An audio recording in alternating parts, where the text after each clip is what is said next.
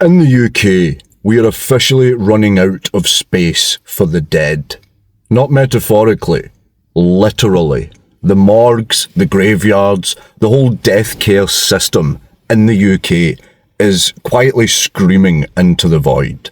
And most of us are too busy to notice. Let's start with the numbers, because they are fucking grim. Nearly half of all families in the UK now wait more than 3 weeks for a funeral. 14% wait over a month. That's worse than Amazon without Prime. Why? Because morgues are absolutely jam-packed.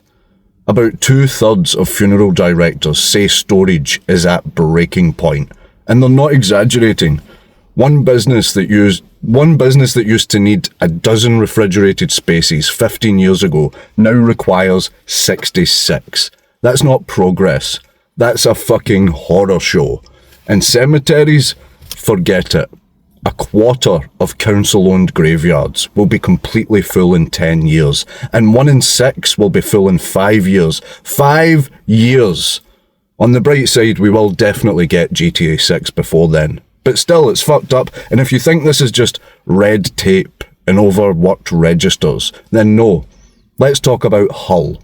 Recently, in the English town of Hull, 35 bodies were found in a funeral director's premises, along with a stash of ashes.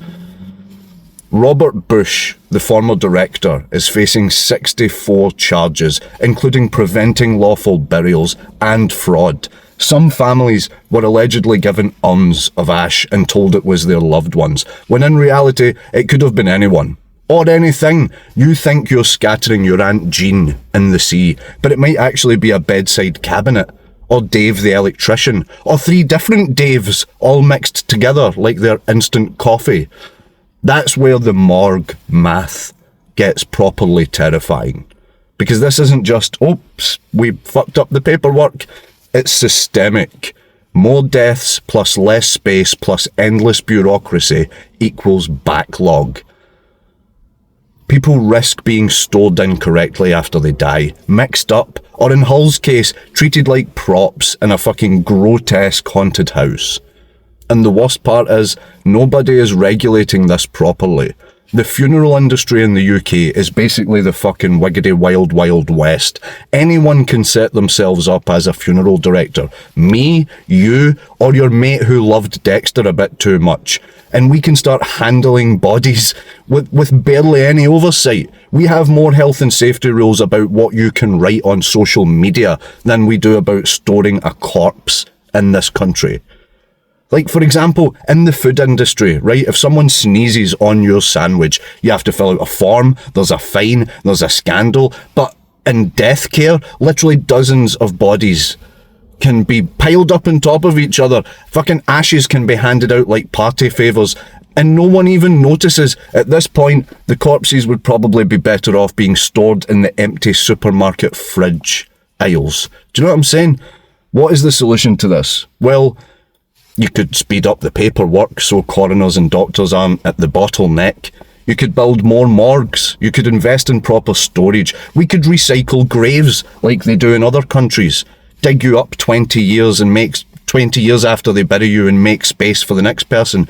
Many cemeteries in other parts of Europe and Asia lease graves for a set period, like 10 to 30 years. When the lease expires, if the family doesn't renew, hence pay, then the remains are exhumed and moved to an ossuary, a bone house, or a communal crypt. The catacombs of Paris are basically one giant version of this. It's not glamorous, no, but it's fucking practical. Or we could just do the Viking funeral thing and start setting each other on fire on longboats down the nearest body of water. That would at least make for some good Instagram content.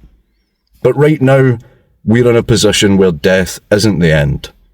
It's just the beginning of the waiting list. Families can't get closure. Bodies are left in limbo. And occasionally you get a scandal like Hull, where 35 corpses become Exhibit A in the case for basic regulation.